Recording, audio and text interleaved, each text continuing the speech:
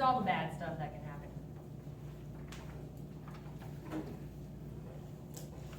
So an adverse transfusion reaction is an undesirable response or effect in a patient temporarily associated with the administration of blood or a blood component.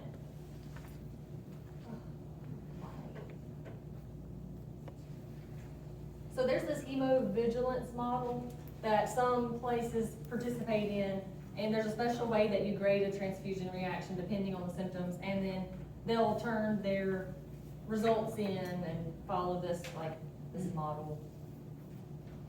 So you just need to know that that does exist. So recognizing a transfusion reaction, it can be from very mild symptoms to death. So fever, hyper or hypotension, so low or high blood pressure, usually low. Skin rashes, flushing, edema, jaundice. Why would they be jaundice? If there was hemolysis. That's a byproduct of a hemolytic episode. So obviously in liver problems, you can see jaundice. But if they weren't jaundiced before and they're getting blood, might be a transfusion reaction. Hemolytic. Nausea, chills, or rigors. Rigors, I think that's shaking, right? Is that what that is? Respiratory distress, so trouble breathing. Pain, usually if it's hemolytic, the pain is in their lower back. They call it flank pain. That's usually their kidneys. Oliguria, so that's, what is that?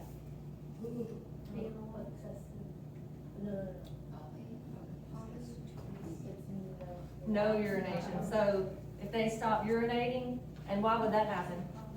Again, if their kidneys, if it was affecting their kidneys. So that only happens in hemolytic transfusion reactions. Their kidneys start shutting down. And abnormal bleeding. What would cause that? DIC. If it went, hemolytic transfusion reactions can lead to DIC. And that's usually when complement gets activated, so in an ABO transfusion reaction. So acute transfusion reactions, when symptoms start within less than 24 hours of the transfusion. It's considered delayed if the symptoms start after 24 hours after the transfusion was completed. So it can be immune mediated or non-immune mediated. So we're talking about acute. So hemolytic, it can be febrile, non-hemolytic, so just from a fever. Allergic, anaphylactic, and there's TRALI. Does anybody know what TRALI stands for? Transfusion-related acute lung injury. And so there's a slide on that. We're gonna talk about it again. It spells it out. Non-immune mediated, so sepsis. So that is more common with platelets, stuff that's stored at room temperature, because bacteria, that's where bacteria wants to grow. But it can be in blood also, and we're gonna talk about that.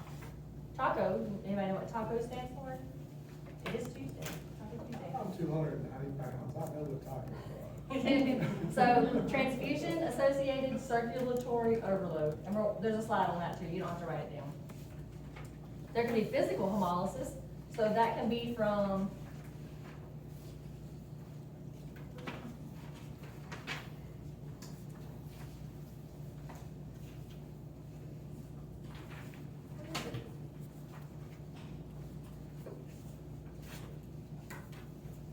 I don't know where my slide is. Anyways, so like mechanical heart valves, or if they were trying to get the blood into somebody that was bleeding out, if they were squeezing the bag too hard, like stuff like that, which that's not common. So that's hemolysis that was caused by something else. And citrate toxicity, that can happen in somebody that gets a large volume of blood. And so what's the anticoagulant we use in the blue tops? It's sodium citrate. And so citrate is one of the anticoagulants they put in the blood to keep it from agglutinating in the back. And so too much of it, if you get filled up with a bunch of anticoagulant, it does affect your coagulation cascade. Immune mediated, delayed, it can be hemolytic, serologic, due to HLA alloimmunization, transfusion associated graft versus host disease, and then non-immune is hemosiderosis. Who remembers what that is? we talked about it. Iron overload.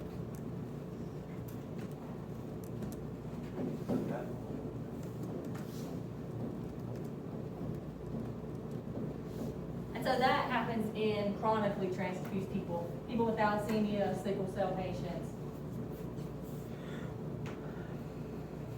Which blood group has been implicated in transfusion reactions on the first exposure to incompatible blood? What's the worst one? The one that's gonna kill you? Yeah, which one causes this the most? Even if you've never been exposed to blood before? ABO. Oh, okay. So you need to know that for the test. So the IgG antibodies that we've been talking about in antibody identification, we've only been talking about IgG antibodies, which you have to be exposed to through either transfusion or pregnancy. You don't ever have to have received blood before for this to kill you. And so that was the point of it. ABO.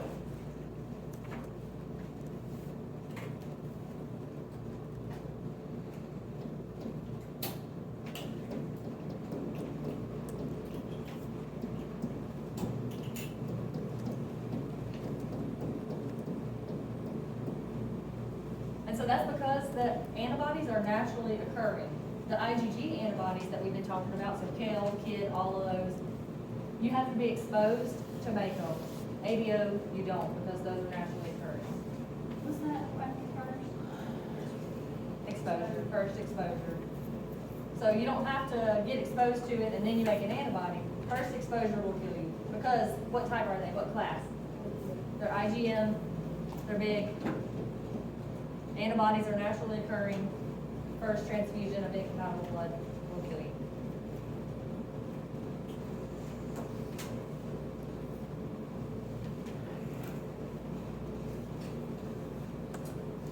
So now we're talking about acute hemolytic transfusion reaction. So that's rapid destruction of red cells within 24 hours of transfusion. Signs range in severity from fever to death. It's usually due, so death is usually due to ABO incompatibility. That's the worst one. As little as 10 mils of incompatible blood can produce symptoms. So that's a little bit more than the pink tops that we've been using. So one of those.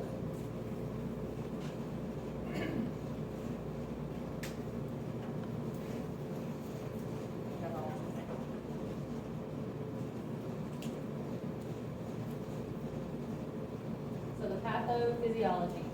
An antibody binds to the incompatible red cell antigens. Complement's activated. Usually, remember IgM is what usually activates complement. The IgG antibodies don't. That's why they don't kill you right away. It causes intravascular hemolysis. So IgM antibodies cause intravascular hemolysis. So it doesn't even allow the blood time to get to the spleen to be removed. It just starts destroying them while they're circulating. Phagocytes are activated and release cytokines. That's what starts the DIC. So the phagocytes release all these cytokines, your immune system goes crazy, and that's how you end up with DIC. It can lead to shock and renal failure, which can kill you. Irreversible shock. And so this almost only happens with ABM. So the IgM. And so that's not really happening anymore because AABB makes us have two determinations of somebody's blood type. And so you don't hear about this happening all the time because hopefully it's not.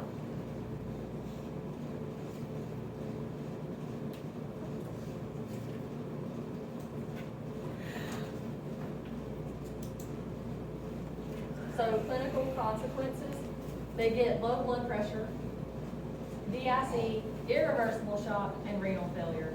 And so I never understood why the renal failure happened. And I was listening to the blood bank guy, and he says, so since those cells are intravascular hemolysis taking place, so it's destroying them in the blood vessels, but your blood's still flowing, so it goes to your kidneys, and you have all those millions of little blood vessels in your kidneys, and the actual cell pieces clogs them up so that they don't get blood anymore, and they just, I guess they die. So I thought that was interesting. So the factors that can lead to these acute hemolytic transfusion reactions, collecting blood from the wrong person, incorrect labeling of the sample, misidentification of samples at the blood bank. So say you programmed it wrong, you manually programmed it on the machine, you had two samples, because you run samples in batches, you're manually programming them and you mixed up the results. So you print your paper off with your results on it, so this is stuff that can happen in downtime. Put the results in the computer, and then if you had the wrong patient, then you've killed somebody.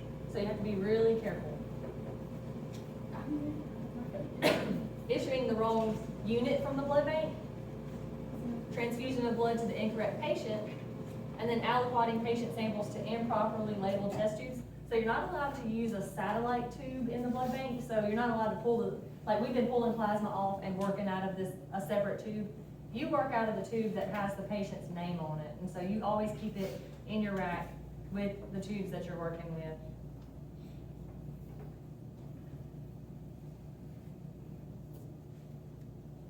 And then y'all can go back and read these. So when the nurses pick up the blood, one nurse will pick it up, you verify everything with her at the window, she takes it back to the patient's room. She can't start that transfusion by herself. She has to have another nurse, and so they get aggravated, because they now have to go find somebody, it takes 15 minutes.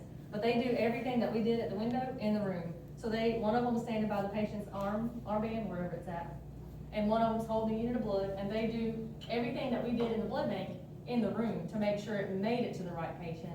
And then they take their vitals, start the transfusion, take vitals again in 15 minutes, and then they keep checking on them, and they tell them what to look for. If you have any chills or weird symptoms, call me, and they'll keep checking on the patient till the unit's done.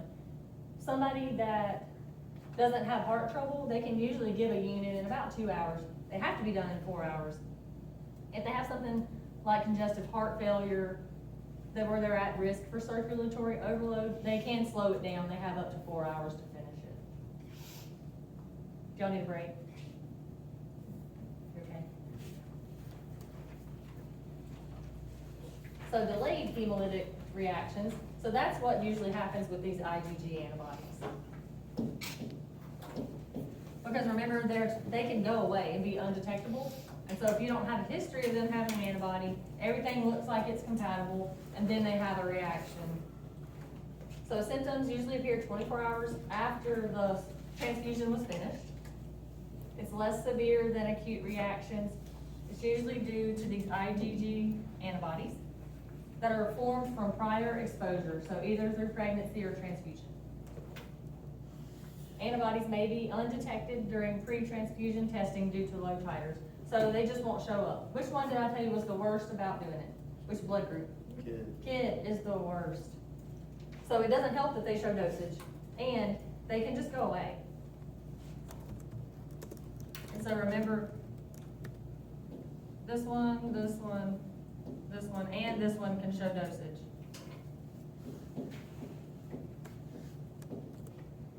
And so that makes them even harder to detect.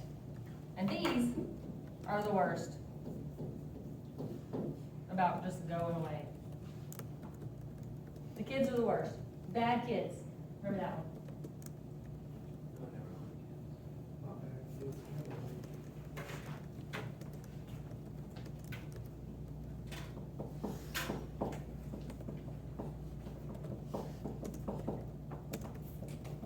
So y'all can go back and look at this chart. It breaks down the symptoms and the causes of delayed and acute reactions. Non-immune hemolytic anemia. So that's red cell destruction when the antibodies are not the problem. So something else is causing it. So exposure of the red cells to extreme temperature. So say the blood in your refrigerator got either too cold or too warm. That can cause hemolysis. Improper deglycerolization. So that's from a frozen unit. So glycerol is a cryoprotectant. You don't really have to know that. So that protects the blood when you freeze it, because if you freeze a regular unit, it's going to hemolyze when it's thawing out. And so cryoprotectant protects it from hemolysis. Have you ever seen glycerol? It's like a thick, clear liquid. mechanical destruction of red cells. So that can happen from, using a needle with too small of a bore, a mechanical heart valve, excessive pressure on the bag. Incompatible solutions, only physiologic saline can be run in the same line where blood's running. And so if they start having something weird happen, or is having a transfusion reaction, they have to bring back the blood bag and whatever's attached to it. There should be a bottle of, a bag of saline hanging with it. They can't hang drugs with it. You know how people, sometimes they'll have multiple IVs. Well, if they're gonna get blood and they need something else going at the same time, like heparin, sometimes the doctor will let heparin keep running. So and that's why they'll have 2 IVs. They cannot have anything running with that blood except for saline, nothing. So that just means physiologic is Just just that, saline. yeah, just so that bag of 80.85% saline solution or whatever it's called. No potassium, no nothing. The only thing that can run with a unit of blood is saline, only. Bacterially contaminated blood products can cause hemolysis, and red cell defects like sickle cell.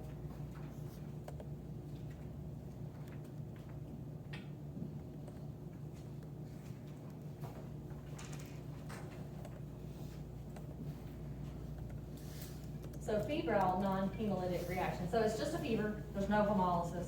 It's not really, it is a reaction to a transfusion, but it's not gonna hurt them. It just makes the patient uncomfortable. And it makes the nurse a little nervous too. So it's a fever increase of 1 degree Celsius or 2 degrees Fahrenheit above 37. 37 is body temp. They can have chills, rigors, sometimes headache and vomiting. It's not life-threatening, but significant discomfort to the patient. When you have a fever, you feel really bad. So that's what they feel like.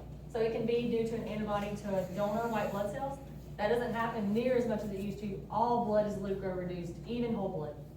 And so that made it not really be a problem like it used to be. The DAT will be negative. In a real transfusion reaction, the DAT is positive, unless all of the transfused cells have been removed from circulation. There's no hemolysis. So they just treat these patients prophylactically. Usually if they've ever had one of these febrile reactions, they automatically give them some Tylenol before they start the blood. And so an antipyretic is anti-fever drug, right? Tylenol is what this is.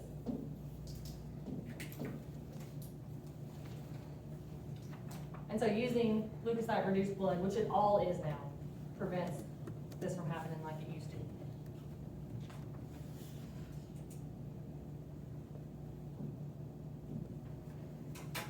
They can also use Benadryl. I've seen the doctor order a Tylenol and Benadryl, and one time, because these doctors, the new ones, this whole world is not like it used to be, right? So I used to think doctors knew everything. Well, the doctor called the blood bank. They Google stuff online sometimes. I know I don't believe everything on the internet, but I saw this guy was videoing his doctor sitting at the nursing station. He broke his ankle, and he was videoing. The doctor was sitting there watching a YouTube video on how to wrap an ankle. While he was videoing him from his hospital room. Like, I don't know if it was real, but I don't know. Anyways, I'm not a doctor, so I can't talk bad about him. I But don't trust that guy. right, I was like, oh, it's gonna be interesting. So anyways, so the doctor called the blood bank. Because if he had enough confidence to look whenever he wasn't sure about something. Yeah, I have to admire that a little bit. So anyways, the doctor called the blood bank, hey, what do they usually pre-medicate patients with before they give them blood? Patient had a history of having, this kind of transfusion reaction. Well, the person that answered the phone was like, I don't know, they're the doctor. So I heard them. And so so the transfusion service has to be available for consult. We don't know everything, but we can help. And the thing is, what Ms. Caldwell told me, my teacher in this program, you don't have to know everything, you just have to know where to look it up. You can find the answer. So, they hung up, I said, what do they want? They weren't really nice on the phone, my person. They want to know what to pre-medicate the patient with. They're the doctor, they need to ask somebody. Like, we can tell them. It's like, come here, we got out the technical manual. There was it's very easy to read, and it said, and I couldn't remember the 2 drugs. I said, there's 2 things that they give them, and we looked it up. I said Tylenol and Benadryl. Call them back and tell them. I said, we have to help them if they need help, if we can help. Just look it up. You can do it. They are so scared to help doctors, and I guess, I don't know why, but they just don't wanna stop what they're doing. You can help them. You can find the answer. And it made us look smart, because we called them back and told them what to do, and they were like, thank you. That's all they wanted. Okay, allergic reactions are caused by soluble allergens in donor plasma. So, what's the main cause of this? Plasma products usually, because red cells are packed red blood cells. There shouldn't be much plasma in there at all. So it's usually due to IgE. So remember IgG, allergies, and that reacts with the plasma proteins. Anaphylactic reactions, severe ones, are caused by IgA antibodies. So usually that happens in patients that are IgA deficient, which is not that common, but I know somebody that is, they have a child that's IgA deficient. What some of their symptoms are, it's a female, so she has frequent urinary tract infections. So IgA is one of the immunoglobulins that you need. So if you're IgA deficient, you can make an anti-IgA antibody. And so plasma products that have IgA in them, if they've made this antibody, can be anaphylactic. So symptoms usually occur within seconds or minutes of being transfused. So the reason that this IgE one happens is because it activates the mast cells, and you don't have to know this.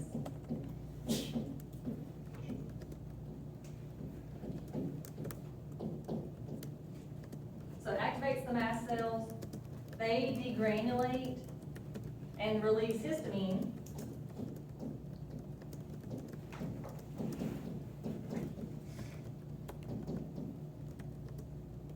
And they release proteases, chemotactic factors, and so that starts this allergic reaction. And so what could you pre-medicate these people with?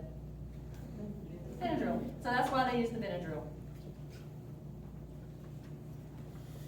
And so I'm not gonna ask you about that on the test, but if it's happening, I like to know why it's happening. It helps me remember. So these are rare, the anaphylactic reactions.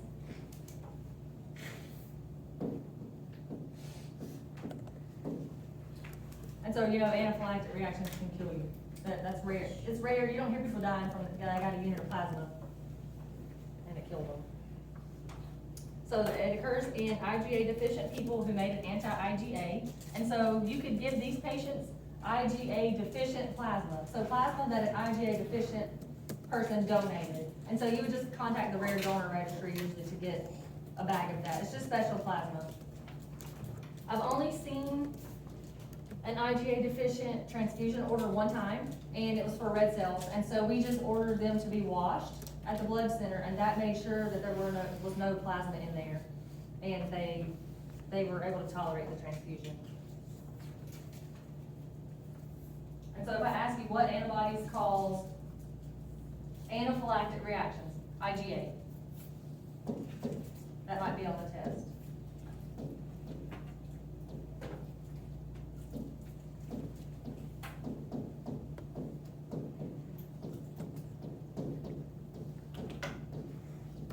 And so you can say they both start with A.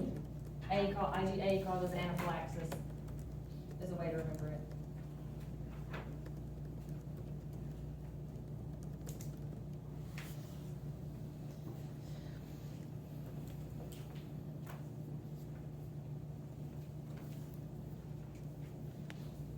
So this chart, you can go back and look at it. It talks about the allergic reactions. So plasma, you would give IgA deficient plasma. Any cellular product, you can just tell them to wash it, tell the blood center to wash it. It does cost more money, every extra thing you do to a product, but you just pass that cost on to the patient. Transfusion-related acute lung injury. You have to know what that means for the test.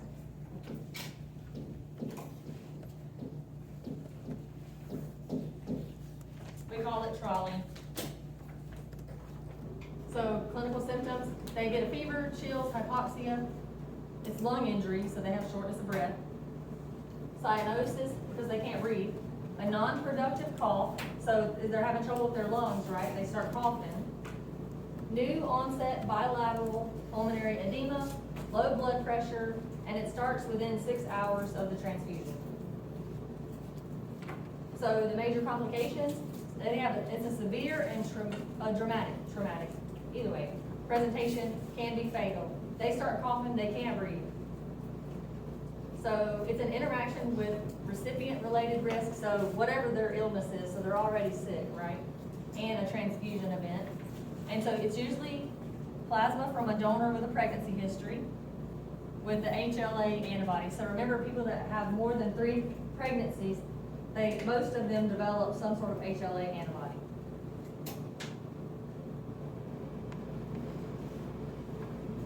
So the DAT is negative, there's no hemolysis because it's from plasma products, it's not hemolytic.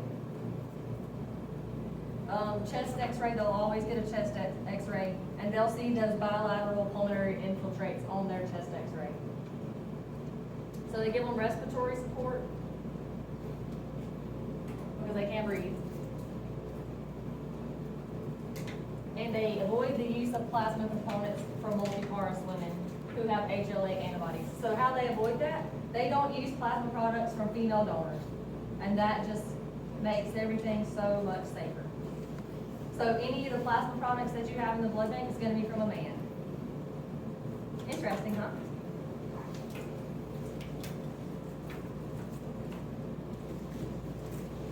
So make sure you know that for the test. They only use plasma products from male donors.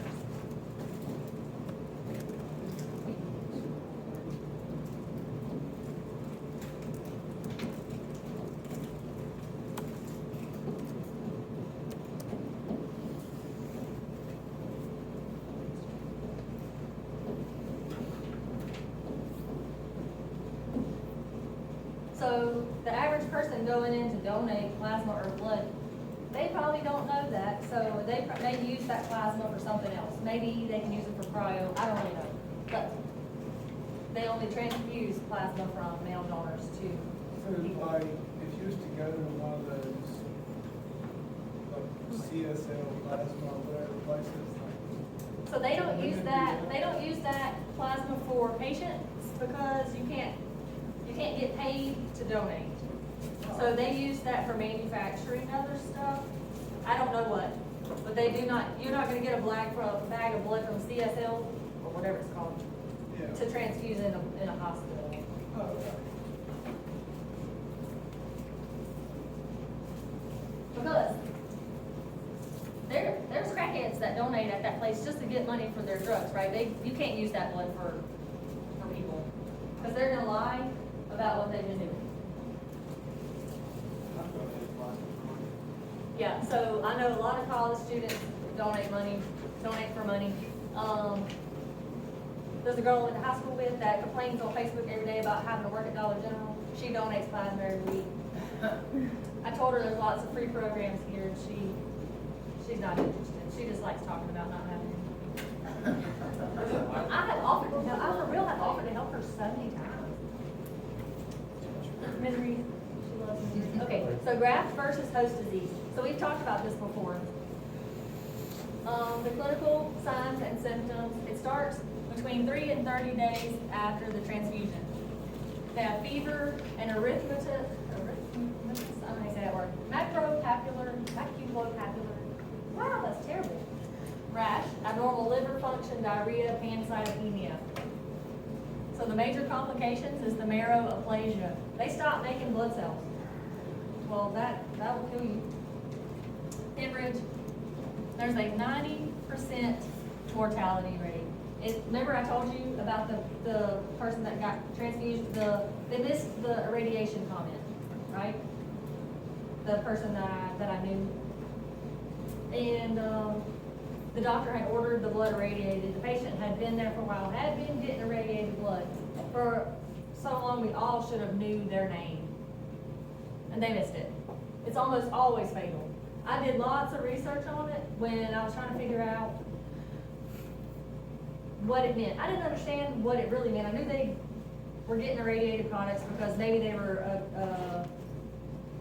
transplant candidate, and we didn't want them to make any HLA antibodies. I understood that. I didn't really know it could kill them. And then I got out the technical manual, and I read about it, and I probably Googled it too. And then when I read that it was almost always fatal, I made everybody sign a thing.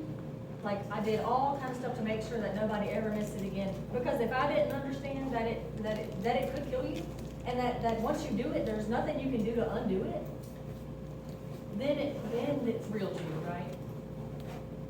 So, they confirm it by HLA typing. It's unresponsive to medical intervention. Once you do it, you cannot undo it. So as long as you have a respect for it, you'll understand and you won't ever do it, right? You can prevent it by giving irradiated blood products in at-risk recipients. The doctor's gonna order it that way. What did you make them sign? I can't remember, all kinds of stuff. And so I took a highlighter and I put it at every station, and if there was anything special on any order, I made them highlight it, and then they had to give me their orders for, I probably did it for like a month, and I checked to make sure nobody missed anything, because it was serious, so I had to treat them like little kids. I mean, how do you miss that? And so even if you know this person, Peyton Hartman has been getting irradiated products for a month, and then you get an order for a unit of red cells, and it's not irradiated. When you look up their history, you're looking for anything special. Oh, the last unit they got was irradiated, because you're gonna see all of that. Call them and say, hey, has anything changed with their status? They've been getting irradiated products, because you can't charge the patient for another one if the doctor didn't order it that way. Doctors are busy. They don't pay attention. So we're their backup, like we're their safety net. Yeah, they have been getting irradiated. They still need irradiated. I need you to order it that way. So they'll order it again. So you have to tell them. You have to tell them. It could save somebody's life. Okay, so irradiation eliminates the ability of leukocytes to replicate and mount an immune response. So if you irradiate the blood product, it makes it safe.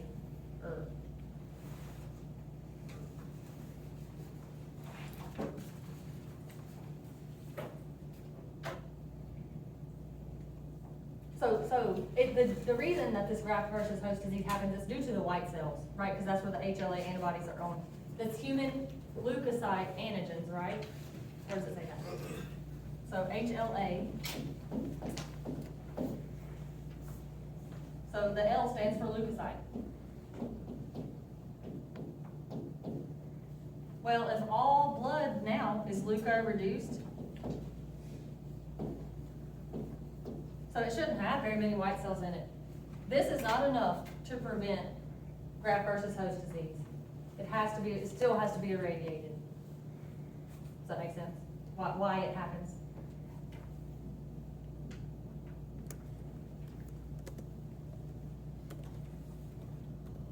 And so this is the reasons why it's indicated. So you can go back and look at this. Directed donations from related donors. So people that have cancer, and you'll go in a blood drive, and their family will go in and donate blood to them. It has to be irradiated because they may share some of the same HLA antigens, as from what I understand. Maybe, I don't really understand it. But bacterial contamination. So transient bacteremia in the donor. So somebody's donating, usually if you're septic, you have a fever, you're really sick, right? Well, you can have some bacteria and not know it. Not cleaning the donor's skin during collection can cause it. So some of these organisms, even though blood's refrigerated, they can still grow. So these right here, Yersinia enterocolitica, Serratia liquefaciens, I think you say it, Pseudomonas fluorescens, they are gram-negative, and they thrive in cold temperatures.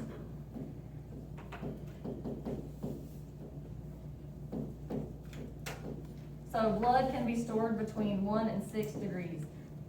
And so these are really happy at that temperature. Platelets and Yeah, platelets is what's mainly stored at room temp. So 20 to 24 degrees. 22 degrees is about the average room temperature in the lab. So these staph and Bacillus cereus they like to grow at room temperature. So what did we talk about this one in the van on that last trip? What do you get it from mostly, the Bacillus cereus? Rice. So that's the one, it's called like fried rice sickness or whatever. It likes to grow in rice. I read an article recently about this college student that ate this leftover pasta and the Bacillus cereus. It shut his liver down, he died. Because he left his pasta sitting out. Was it for a couple days, they think? It's like a while. Maybe it was a week. Is that And he video? ate it and it killed him. One of my favorite YouTubers has a video on it. Say it again. So why do you love that? I don't know, maybe he didn't, I know better. So, who would eat like 4-day-old pasta? So I've seen people come in at the Before hospital. college students. Jackson's like, "Oh." So, both of these can cause food poisoning, but it can also grow in platelets because they're sitting at room temperature and they just multiply. Usually, you can see something that's visibly contaminated, it'll start making gas or something, but not always. If it just started, and so in a normal person, it may not make them sick, but if they're already immunocompromised, which most of the people you're transfusing in the hospital, they have cancer, they're immunocompromised, or they're bleeding, one of the two. If they're bleeding, it still might not kill them. If they have cancer, I mean, now they're gonna be septic. The ones that normally grow in blood, like, can you visibly see, like? Yes, so it'll be purple, hemolysis? it'll start to turn purple, yes, because of the hemolysis. And so it's packed red blood cells, right? There's no plasma in there. When they start hemolyzing, it's gonna turn really dark. If it's bad enough for you to be able to see it. Sometimes I feel like Darwinism is right. So even if you donated, if you've transfused, say, a unit of platelets, and the blood center, it has a partner component, like, so it was two platelets, right? And one of them came up positive for bacteria. They do lots of bacterial testing on these platelets. So a unit of blood costs a couple $100, maybe three now, $325. No, I don't know, like $200 or $300.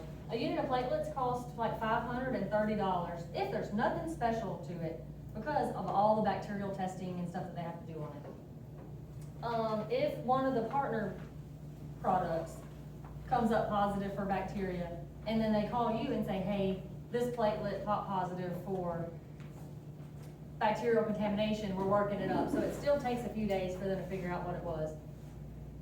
And you've already transfused the unit. So the first thing you would do is call the doctor, hey, this product popped positive at the blood center, we're waiting to see what the answer is, I'll let you know as soon as I get it. I just wanted to let you know to be looking out for monitor for signs of sepsis, right? It's not common, but I have had to do it. So they'll do blood cultures on the patient. The patient doesn't get charged for any of that stuff. So they'll do blood cultures on them or start monitoring them. If they're not immunocompromised, they may just monitor them. So they'll tell you what to look for.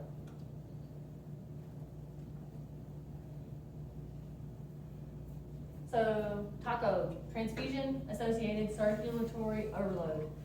So the patient's cardiopulmonary system exceeds its volume capacity. It has more blood than the heart can pump. So signs, congestive heart failure patients are number one. They have shortness of breath, headaches, peripheral edema. They're treated with oxygen therapy and diuretics. So everybody know what a diuretic is? Like pulls fluid off. So you're trying to take some of the volume off of their heart. And so candidates susceptible for circulatory overload, like congestive heart failure patients, should get packed red blood cell units. I think that should say that there. So we call them PRBCs, packed red blood cells. And so that's what all those units on the shelf when we went to the blood banks, those are packed red blood cell units. Why are they receiving, or like any blood at all? At all. So if they have an anemia, so a lot of these people also have kidney problems.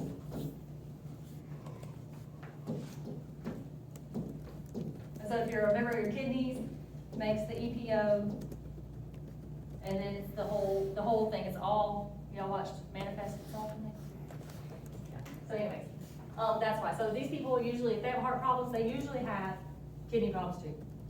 And your heart has so much to do with your blood pressure, and your high blood pressure, that's why it's called the silent killer, it kills your kidneys, right? So, get your blood pressure checked. So they become anemic, they need blood, so if they're anemic, we just wanna give them oxygen carrying capacity, which the red cells is the only thing that carries oxygen, right? So, we give them just packed red blood cells.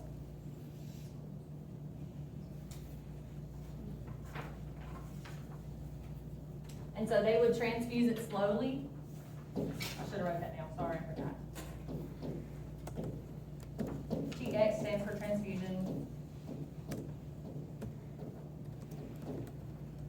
Over a 4-hour period. And so if the blood's not finished in 4 hours, then they have to stop the transfusion. Because the longer it's sitting out at room temperature, the more chance of it growing bacteria. Oh, wow.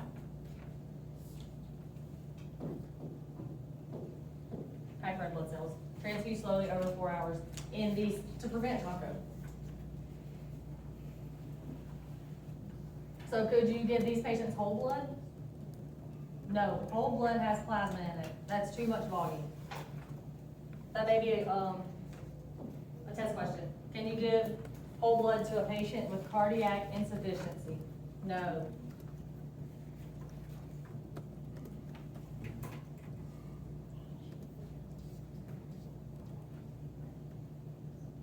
Hemosiderosis. So the accumulation of excess iron into macrophages in the tissues. I found this on the web. Oh my gosh, sorry. So remember, this is iron overload.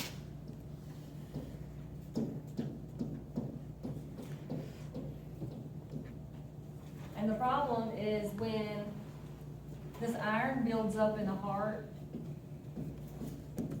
the liver, so it can cause liver damage, the kidneys.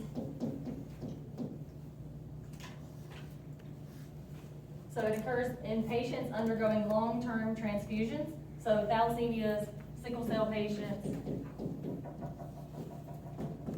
myelodysplastic syndromes. So my best friend's grandmother had MDS. So my best friend called it a cancer. I mean, it kinda is a cancer. So it's where myelodysplastic, they quit making blood cells. She got transfusions when I first met her, like every month, maybe once a month, and then she needed them every couple of weeks, and then as she progressed, so she lived till she was almost 80, I think. And then she needed one every week. She went to Providence every week to get her blood. She turned as gray as Peyton's shirt. Her whole body. I know she had some iron overload. I was kind But- of sick, actually. Say it again. It's kind of cool, actually. She was so, and that's when I knew that she was getting really sick. So it was from the anemia also, and I'm sure she had some iron overload. So her liver was probably getting messed up. She turned a really weird color. So that's when your iron intake exceeds the daily iron excretion. And so in the book, it tells you how many red cell units over so much period of time when this starts happening, if you're interested.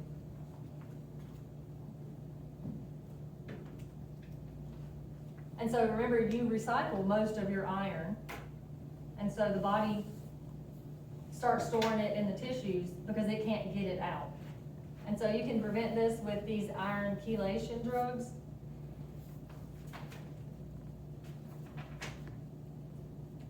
Forgot what I was gonna tell you about those drugs.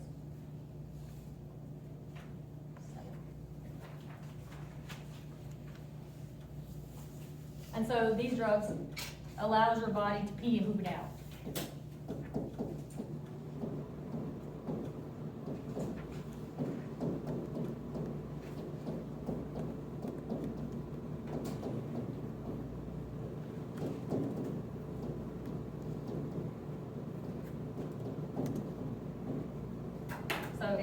chelates it. It's a chelation drug, and it allows the body to excrete the iron in the urine and in the feces, so that it doesn't store it in your organs.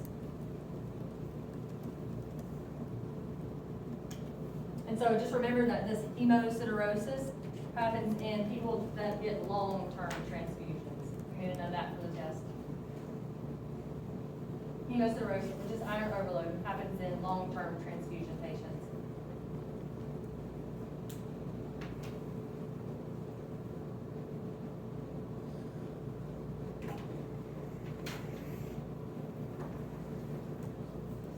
Citrate toxicity. So it occurs when large quantities of citrated blood are transfused. So people that get large volumes of blood, people with impaired liver function. So your liver will allow you to process some of the citrate, but if you have a liver problem, then you really can't get rid of it. Preterm infants with hepatic, so liver or renal problems. So you can prevent it by removing the plasma that may have the citrate in it. So you do that by washing the product.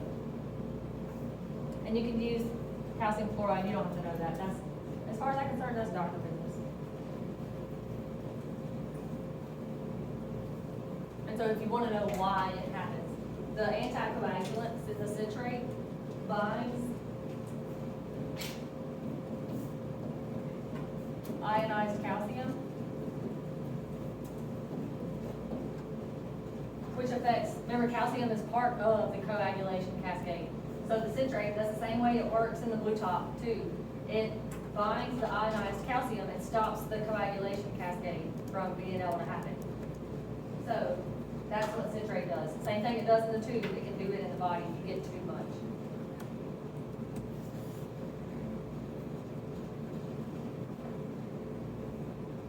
So I'm not gonna ask you to know that, but I like to understand what's happening.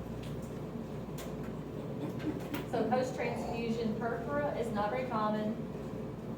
It's in women that make HLA antibodies through multiple pregnancies. They say more than three or more. The platelet count decreases within 5 to 12 days after transfusion. So they get a unit of platelets after they've had a bunch of pregnancies and they have an antibody that you don't know about. And then you give them some platelets, they destroy them, and I think they started destroying their own platelets too. They get a purpura, which is those little purple dots on the skin, right? And bleeding, because they don't have any platelets. And so they can do a plasmapheresis, exchange transfusions, and IVIG to treat it. And so on the test, you just need to know which antibodies cause post-transfusion purpura. Platelet antibodies.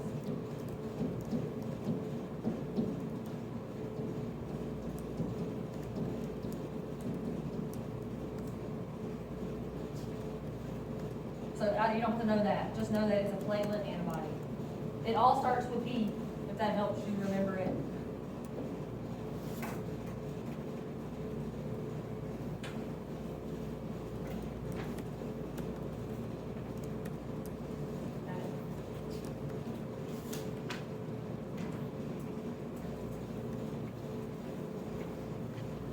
So the procedure for adverse reactions.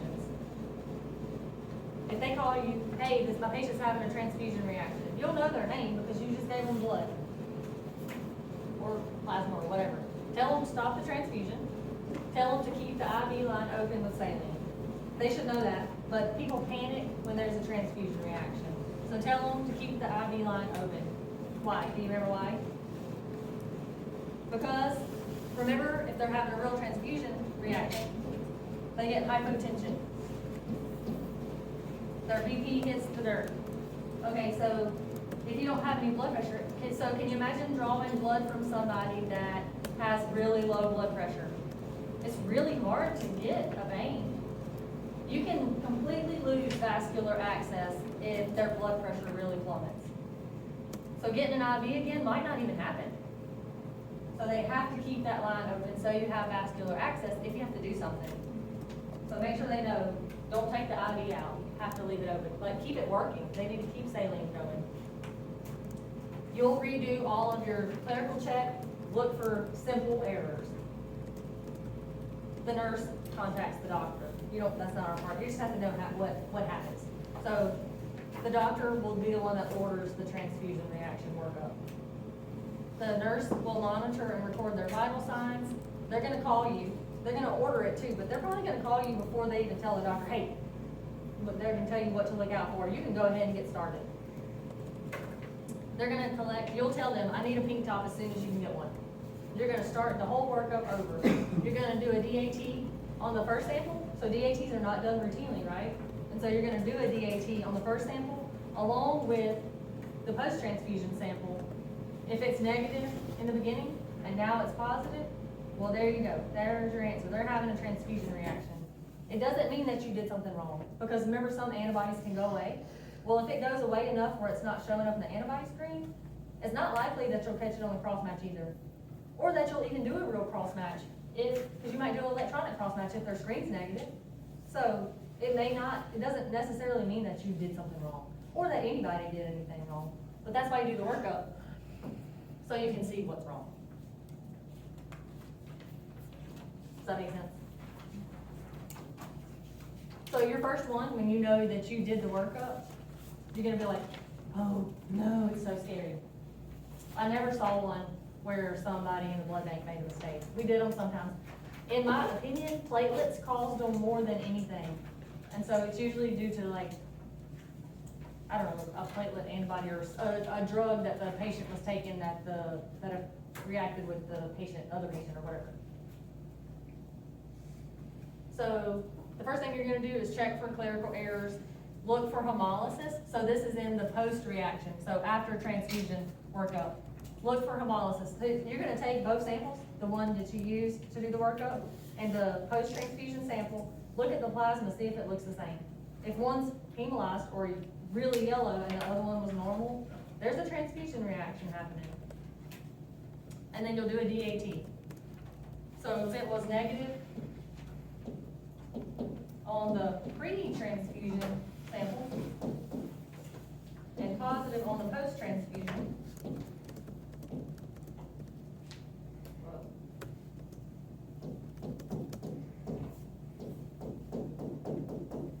they're probably having a transfusion reaction, because the DAT tells you that the donor cells, so the cells that you gave them,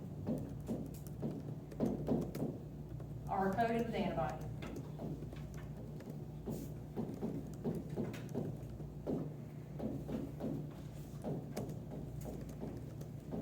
The antibody that you didn't know they had. And so remember, that's gonna look like a mixed field reaction.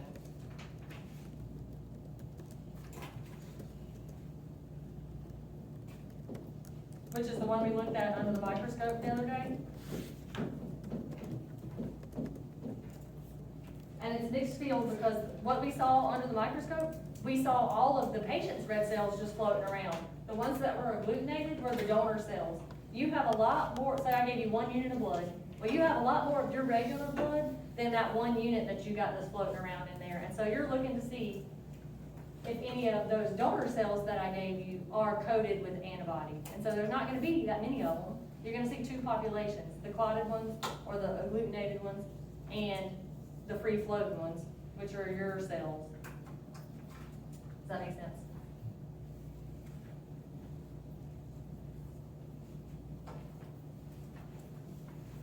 So remember what I told you what can cause a false negative if there was a transfusion reaction? If the donor cells have been removed from circulation already. And so you give them a transfusion, they had an antibody, your body's gonna start removing those cells from circulation. Well, if it removed them all, then it's gonna be a false negative. It doesn't mean that they didn't have a transfusion reaction. So that's why I'm saying, the first time you do a DAT when you're in the blood bank, if you don't understand any of this, get out the technical manual, read about DATs again. Don't be scared to read that book. You'll learn a lot. There was even an interesting thing because the donor center does DATs on every donor, right? So there's a part in the DAT chapter, which is not even a whole page long, I don't think. And it said that some patients normal, healthy patients are walking around with a positive DAT. They don't really know why, but they said that it can be a sign of a malignancy that is going to present later in life. And so I thought that was interesting too. I'm like, man, maybe I need to check my DAT. Like, not really, but there's really I enjoyed reading the technical manual. And so you'll read something cool and you're like, hey, you guys, did you know? And they're like, stop, stop. I don't wanna think right now. I'm trying to look at my phone. No, I'm just kidding. So additional testing. So this is the other test that can be done in a transfusion reaction workup. HLA testing is a reference lab test. It is not part of a transfusion reaction workup.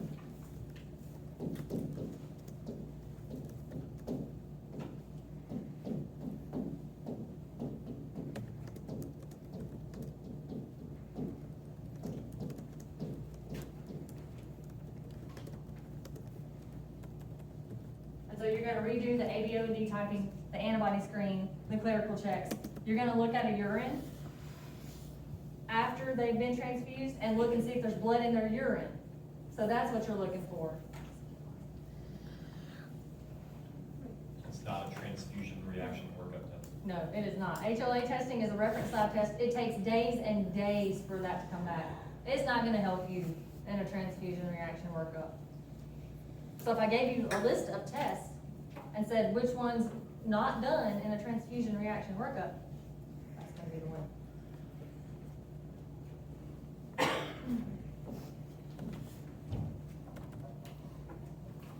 So that's the hemovigilance thing. You can read about that if you want to. So records of patients experiencing adverse reactions have to be kept forever. Cases of transfusion-related disease or bacterial contamination have to be reported to the donor center. And so that you would not find that out from the doctor, but usually the donor center finds out before you do. Fatalities are reported as soon as possible to the FDA. And so you can write them, you can send them an express mail thing, but you can't send it regular mail. You probably need to call. What do you even say if someone died? If you know that the transfusion killed them, and you're not gonna be the one to call the supervisor or transfusion services medical director, or somebody's gonna call the FDA. Within 7 days,